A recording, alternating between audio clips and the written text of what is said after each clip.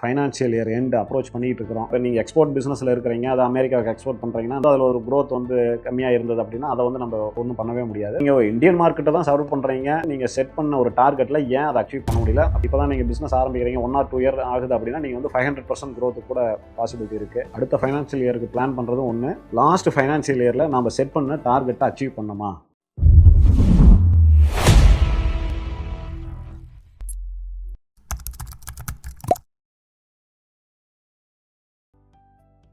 Welcome to beyond limits by Gokul. So நாம் வந்து இப்போ ஃபைனான்ஷியல் இயர் எண்ட் அப்ரோச் பண்ணிகிட்டு இருக்கிறோம். We are in February. March 31 வந்து நம்ம இந்த 25-26 ஃபைனான்ஷியல் இயர் வந்து முடிய போகுது. ஸோ இப்போ நம்ம வந்து அடுத்த வருஷத்துக்கான அடுத்த ஃபைனான்ஷியல் இயருக்கான பிளான் பண்ண வேண்டிய டைமுக்கு இருக்கிறோம். இதில் 2 இருக்குது. அடுத்த ஃபைனான்ஷியல் இயருக்கு பிளான் பண்ணுறதும் ஒன்று, லாஸ்ட் ஃபைனான்ஷியல் இயரில் நாம் செட் பண்ண டார்கெட்டை அச்சீவ் பண்ணோமா அப்படின்னு சொல்லிட்டு. டார்கெட்டை அச்சீவ் பண்ணியிருந்தால் வெல் அண்ட் குட்டு. எக்ஸீட் பண்ணியிருந்தா அப்போ இந்த வருஷம் ரிவைஸ் டார்கெட்டே கொஞ்சம் ஹையராக வைக்கிறதுக்கான பாசிபிலிட்டி என்னங்கிறத வந்து அனலைஸ் பண்ணணும். கம்மியாக அச்சீவ் பண்ணியிருந்தால் என்ன ரீசன், எதனால் வந்து நம்ம வந்து அச்சீவ் பண்ண முடியல அப்படிங்கிறத கண்டிப்பாக வந்து ஒரு அனலைஸ் பண்ண வேண்டியிருக்கும். ஸோ ஏன்னா வந்து பிஸ்னஸ் வந்து இட்ஸ் நாட் அ லீனியர் அப்படின்னா இப்படி க்ரோத் இப்படியே இருக்காது, அப்ஸ் அண்ட் டவுன்ஸோடு தான் இருக்கும். பட் இருந்தாலும் நமக்கு வந்து ஒரு அப்ராக்சிமேட்டாக இப்போ நீங்கள் எக்ஸ்போர்ட் பிஸ்னஸில் இருக்கிறீங்க, அது அமெரிக்காவுக்கு எக்ஸ்போர்ட் பண்ணுறீங்கன்னா அந்த மாதிரி வந்து ஒரு எக்ஸ்டர்னல் மேக்ரோ என்விரான்மெண்ட்டில் இருக்கக்கூடிய பிரச்சனை டிஃப்ரெண்ட் ஸ்டோரி. அதை வந்து அது நம்ம கையை மீறினது. ஸோ அப்போ வந்து அதில் ஒரு க்ரோத் வந்து கம்மியாக இருந்தது அப்படின்னா அதை வந்து நம்ம ஒன்றும் பண்ணவே முடியாது. பட்டு நீங்கள் இந்தியன் மார்க்கெட்டை தான் சர்வ் பண்ணுறீங்க அப்படிங்கும்போது வந்து நீங்கள் செட் பண்ண ஒரு டார்கெட்டில் ஏன் அதை அச்சீவ் பண்ண முடியல, அப்போ எந்த இடத்துல வந்து அதுக்கான லேக்குனா என்னங்கிறத வந்து நீங்கள் வந்து கண்டிப்பாக அனலைஸ் பண்ணிவிட்டு, இல்லை அந்த கோல்ஸ் செட் பண்ணும்போது, டார்கெட் செட் பண்ணும்போது இது வந்து ஒரு ஸ்மார்ட் கோல்ஸ்னு சொல்லுவாங்க. அதாவது specific, measurable, achievable, realistic, time பவுண்டுன்னு சொல்லிட்டு. ஸோ அப்போ அந்த இடத்துல எங்கே வந்து இது வந்து கொஞ்சம் தவறுச்சு. ஸோ அதிகமாக இருந்தாலும் சரி, கம்மியாக இருந்தாலும் சரி. அதிகமாக இருந்தால் ஏன் நம்ம வந்து கம்மியாக செட் பண்ணுங்கிறத கேட்கணும். கம்மியாக இருந்தால் ஏன் வந்து நம்ம அதை அச்சீவ் பண்ண முடியல அப்படிங்கிறத வந்து அனலைஸ் பண்ணியிருந்தோம்னா, இப்போ ஏற்கனவே வந்து ஒரு 9 இப்போ ஜனவரி முடிஞ்சு 10 months ஆயிடுச்சு. லாஸ்ட் ஃபைனான்ஷியல் இயரில் ஓரளவுக்கு செட் ஆஃப் டேட்டா நம்மக்கிட்ட கிடச்சிருக்கும். ஸோ அதை வந்து ஃபஸ்ட்டு வந்து நீங்கள் வந்து அனலைஸ் பண்ணலாம். அதை அனலைஸ் பண்ணிவிட்டு ஃபைனான்ஷியல் இயர் 26-27க்கான வந்து பட்ஜெட்டுங்கிறத விட டார்கெட்டை நீங்கள் வந்து கண்டிப்பாக செட் பண்ணலாம்.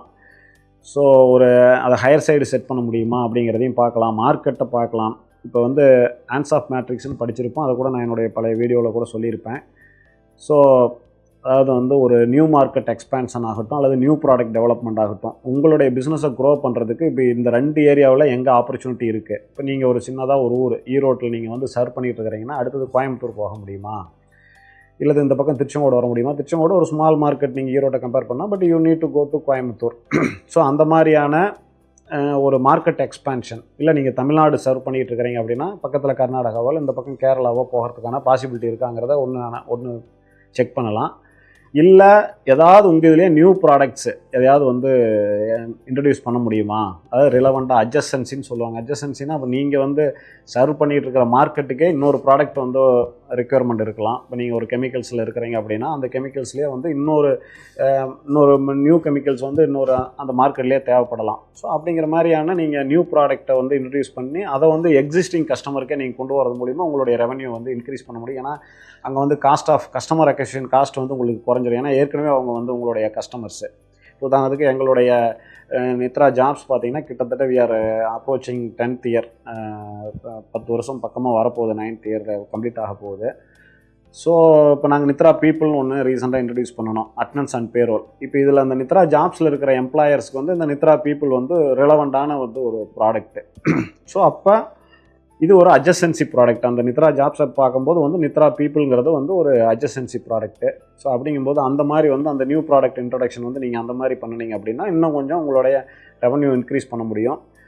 ஸோ அதே மாதிரி இப்போ நாங்கள் உதாரணத்துக்கு நித்ரா பூமி இப்போ பண்ணியிருக்கிறோன்னு வச்சுக்கோங்க. அது வந்து எங்களுதெல்லாம் வந்து ஒரு பிளாட்ஃபார்ம் பிஸ்னஸ்.